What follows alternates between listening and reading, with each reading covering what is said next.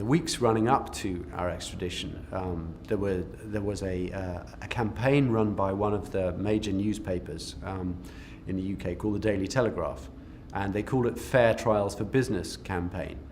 And although it was perceived by some to be all about us, it wasn't. It was about changing the law and saying, look, fine, you've got these three guys who are in the spotlight at the moment, but there, but for the grace of God, go everybody else. And if these guys get sent, it's the thin end of the wedge, and the law has to be changed. It has to be changed. And they were campaigning specifically on behalf of British business, because there was a perception that actually white-collar crime was the thing most susceptible to abuse of process by the American government through the extradition.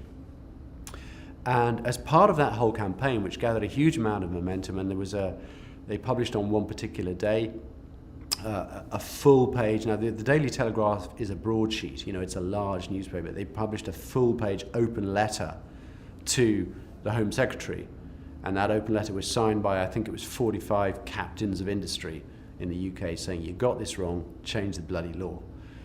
And as a consequence of that, there was then a march by businessmen through the streets of London. And it started off at the Institute of Directors on Pall Mall, which is near Trafalgar Square.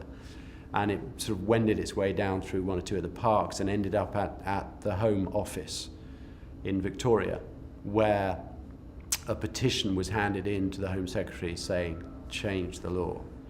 And to the best of my knowledge, it is the only time that British businessmen have ever marched through the streets of London. It's just not a very British thing to do, if you understand. And it was quite bizarre. And I was there, and there were a few MPs there, and there were a lot of businessmen, and there was just this sort of snake of business people in their suits through the parks of London down to the Home Office. And so that gathered a hell of a lot of momentum.